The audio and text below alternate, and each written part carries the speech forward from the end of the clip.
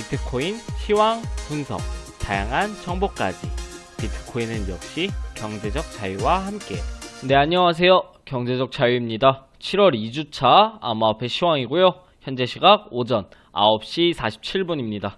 앞으로도 큰 변동성이나 특이사항이 없다면 매주 수요일 이 시간에 주간 시황으로 찾아뵙도록 하겠습니다. 먼저 지난 한 주간의 차트 보면서 주요 지점들도 체크해보고 향후 예상 대응 지점까지 체크해보도록 할게요. 차트의 관점에서 먼저 주목해야 할 포인트는 하락장 전환 이후 급등, 하락으로 이어지는 패턴입니다. 3월 말 이후 5번의 급등 패턴을 한번 살펴보겠습니다. 이 구간, 여기, 이렇게 5번의 반등에서의 공통점이 뭘까요? 바로 이 5번의 반등 모두 유력 추세 판단 도구인 이 흰색 선, 1시간봉 200일선, EMA 200일선 돌파 이후 상승폭을 굉장히 가파르게 가져가면서 이 롱 포지션에 대한 포모를 불러일으켰고, 개미들의 롱 포지션 비율은 엄청나게 올라갔습니다. 그리고 단기 고점 달성 이후 반등 없이 쭉 급락했다는 것입니다. 이 해당 고점들, 이 반등 이후의 고점들은 어느 지점이었을까요? 4시간봉 한번 볼까요? 이 4시간봉으로 체크해보니 해당 고점들은 모두 이 5번의 반등의 고점 모두 이 4월 초부터 유지되고 있는 가장 강력한 저항인 4시간봉 200일선의 돌파 시도 지점에서 모두 저항을 맞고 하락했습니다. 이 5번의 반등 모두 이 4시간봉 200일선을 맞고 떨어져서 하락을 한 모습, 최근 반등까지도 확인하실 수가 있죠. 이 4시간봉 200EMA를 돌파하기 전까지는 롱 포지션은 절대 이 포모에 휘둘려서 큰 베팅을 가져가지 않는 게 좋겠습니다. 이 포모에 휘둘린 잘못된 롱 포지션 베팅의 결과는 이 지난 반년간의 차트가 고스란히 보여주고 있습니다.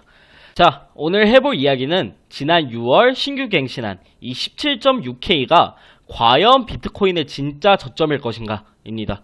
지금 시점에서 개미 투자자들의 암호화폐 투자 심리는 전례 없는 낙관론, 이 낙관론에 매몰되어 있습니다.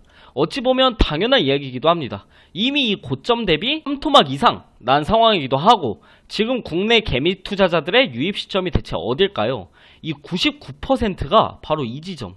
이렇게 반등 이후, 테슬라 반등 이후 이때 유입되신 분들이란 말이에요. 그러니까 지금의 시장 상황은 한 번도 시장에 들어온 이후 겪어본 적이 없어요. 그러니까 대응이 안 되는 거예요. 왜? 겪어본 적이 없으니까. 유입됐을 때만 해도 잠깐 물려 있어도 손절 안 하고 들고 있으면 다음날 보면 양전에 있고, 이쯤 떨어지면 다시 올라갔으니까. 내 기억 속에 비트코인은 분명 5만불, 6만불인데 지금 비트코인의 앞자리가 1이야. 눈 돌아가는 거죠. 이 현물 투자가 아닌 선물 거래 기준으로 이 원웨이 움직임이 거의 1년째 지속이 되고 있는데, 대부분의 사람들의 누적 손익이 마이너스인 이유는 굉장히 단순해요. 첫 번째, 트레이딩을 하는 방법을 아예 모르거나, 두 번째, 도박 중독에 가까운 투자를 하고 있거나, 거의 두 번째로 귀결되죠. 이 판에 들어와서 대부분 이 투자가 아닌 이 트레이딩을 하고 싶어 하죠. 여러분들 중에 나는 암호화폐의 미래 가치를 믿어, 비트코인이 전 세계 통화가 될 거야, 이더리움은 블록체인의 혁신이 될 거야 라는 분이 몇이나 될까요? 우선 그런 분들은 제 영상을 안 봐요. 그러니까 거의 이 영상을 보고 계신 모든 사람들이 이 트레이딩을 하고 있는데, 이 트레이딩의 목적성부터 확실히 하고 가야 돼요. 이 백날 온갖 이유 설명드리면서 올라갑니다, 여기서는 내려갑니다, 이런 이야기 해도 승률이 90%가 나와도 이 기본이 안 되어 있으면 절대 이 시장에서 돈 못 가져가요. 정신 차리셔야 돼요, 진짜. 이 대부분의 사람들이 지금 요리를 할 줄도 모르는데 요식업을 하고 있는 거랑 다름이 없어요. 정말 운 좋게 입소문이 나고 잘 될 수도 있겠죠. 여러분들은 운이 정말 좋은 사람인가요? 희망 없는 확률에 절대 기대지 마세요. 자, 이 트레이딩은 50% 이상의 승률을 기록을 하는 게 1차 목표예요. 롱, 그리고 숏. 롱과 숏.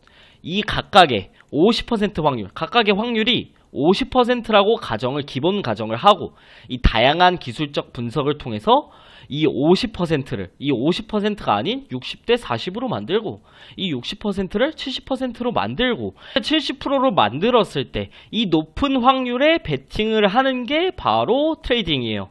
이렇게 승률만 높일 수 있는 건 아니죠. 리스크 관리와 손익비 설정, 이걸 통해서 손익비 또한 끌어올릴 수 있어요. 그리고 이 손익비를 끌어올리고 싶을 때 가장 유용한 게 거래량, 캔들, 그리고 지지 저항, 이거예요. 딱 이거 3개. 사람들이 많이 착각하고 있는 게 있는데 바로 이 패턴이랑 파동을 활용한 매매가 이 패턴과 파동, 이 두 가지를 활용한 기술적 분석이 완벽하다고 믿고 이거를 잘못된 방식으로 맹신을 한다는 거예요. 이 패턴과 파동은 뭐냐? 얘네들은 이 트레이딩에 있어서 승률을 높여주는 도구예요. 50%를 60%로 만들어주는 이런 도구일 뿐이에요.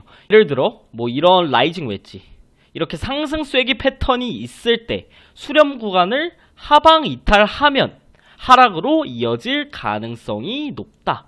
하락으로 이어질 가능성, 이 가능성이 높다는 거예요. 가능성이. 그러니까 이거는 뭐예요? 과 파동을 활용해서 트레이딩을 한다는 것은 이 가능성, 즉 베팅의 확률을 높여주는 거죠. 라이징 웨지를 발견을 해서 숏 포지션이 이길 확률이 대략 60%까지 높아졌다고 가정을 하겠습니다. 근데 이 확률이 올라가는 지점이 라이징 웨지 같은데? 가 아니라 바로 이 수렴을 하방 이탈한 이 구간이라고요. 이 구간. 이 수렴의 하방 이탈을 체크한 이 지점이라고요. 이게 대부분이 놓치는 바로 1차 오류예요. 어떤 오류냐? 나도 모르게 이만큼의 손익비를 더 챙기기 위해서 훨씬 더 리스크와 훨씬 더 높은 리스크와 훨씬 낮은 승률을 보이는 자리에 나도 모르게 진입을 하고 있는 거예요. 두 번째 오류는 바로 제대로 된 손익비 설정이 되지 않는 겁니다. 오케이, 승률은 높였어요. 내가 이거를 발견을 해서 패턴과 파동을 분석을 해서 승률은 높였는데 제대로 된 손익비 설정이 되지가 않는다. 이 손익비 설정 이전에 내가 확률을 높이기 위해 활용한 기술적 분석들이 무용지물이 되는 시점들이 분명 있어요. 여기서 수렴을 그대로 상방 이탈을 하거나 하방 이탈인 척 하고 그대로 올라버린다면 더 이상 내 근거가 무용지물이 되는 시점이죠. 그런 자리에서 올바른 손절이 되어야지만 이 트레이딩이 완성이 되는 건데 그런 것들 알려주는 코인 유튜버가 있나요? 나중 가서야 저는 여기서 손절했습니다. 여기서 저는 약절하고 빠져나왔습니다. 이러고 말죠. 여기서는 근거가 깨지는 시점이기 때문에 리스크 관리 해주고 뭐 여기서부터는 분할로 정리를 하겠습니다. 이렇게 이야기 안 해주죠. 왜? 사람들은 오로지 이 베팅이 이겼냐 졌냐가 그 사람의 실력이라고 생각을 해요. 다른 건 관심이 없어요. 디테일드 이야기 해봤자 아무도 관심도 안 가져주는데 자기한테 불리한 이야기들 할 이유가 없죠. 자극적인 리딩성 컨텐츠들이 판치는 데는 다 이유가 있습니다. 그렇기에 우리라도 그러지 말아야죠. 절대 포지션을 선택한 이 기술적 분석에 대한 이해와 이 손익비 설정 그리고 리스크 관리에 대한 기본이 되어 있지 않다면 이 남의 관점 백날 따라가봐야 관점이 맞다고 하더라도 절대 무조건적으로 손해가 누적될 수밖에 없습니다. 이 이야기 여기서 마무리하도록 하고 이제 제 관점 및 생각들 정리해드리도록 할게요. 낙관론으로 지배되어 있는 시장과 반대로 외부 상황은 썩 좋지 않습니다. 오늘 밤 이 CPI 발표가 예정이 되어 있는데 이미 지난달 8.6%로 41년 사이 최고치를 기록을 했었죠. 이번 달은 이를 상회하는 수치가 나올 것이라는 예측이 많습니다. 이 달 말에는 금리 인상 발표를 눈앞에 두고 있죠. 이 코로나로 인한 증시 거품이 꺼지고 있는 상황 속에서 더 이상 냅두면 오르겠지 라는 낙관적인 마인드로는 시장을 바라볼 수 없습니다. 더 이상 하단 저점은 안전해 보이지 않습니다. 이 13일 기준으로 비트코인은 이 7월 초 형성한 1차 지지라인에 도달을 했습니다. 이 해당 구간에서 지지반등, 정확한 지지반등이 나오지 않는다면 그 다음 지지라인인 이 18K 초반까지의 하락을 고려해볼 만합니다. 두 지지라인 모두 300불, 이 300불 조금 안되는 타이트한 스탑을 가져가면서 높은 손익비를 보이는 자리지만 높은 승률을 기대하지는 않겠습니다. 오로지 손익비만을 생각했을 때 분명히 진입해볼 만한 자리라는 건 분명합니다. 지지라인에서 지지부진한 반등이 나올 시 이 20K 부근에서의 움직임을 보고 숏포지션 진입을 고려해볼 수 있습니다. 스탑은 1시간봉 202EMA 기준으로 굉장히 짧게 가져갑니다. 해당 지점은 이 하단 지지라인에서 잡는 롱포지션의 곧 타겟 값이기도 합니다. 즉 20K 초반대의 가격과 하단 두 개의 매물대가 각 포지션의 서로의 진입가이자 동시에 서로의 타겟 값이라고 생각을 하시면 될 것 같습니다. 영상 초반 언급해드렸던 대로 22K 위쪽에서 가격이 머물러 있지 않는 이상 큰 비중, 혹은 오랜 기간 홀딩하는 롱 포지션은 가져가지 않는 것이 좋겠습니다. 하락 이후 형성된 이 박스권에서 짧게 단기 추세를 먹는다는 생각으로 익절가를 설정해 주시는 게 좋겠습니다. 이 하락 이후의 박스권 무빙을 살펴보면 단기 추세가 꽤나 길게 유지되는 모습을 확인하실 수가 있습니다. 스탑을 짧게 가져가 주면서 이 진입 타이밍을 신경 쓰다 보면 추세를 먹는 높은 손익비의 거래를 충분히 가져갈 수 있는 장세입니다. 머릿속에 있는 작년 환희의 차트들이 현 장세를 판단하는데 분명한 악영향을 끼칠 수 있습니다.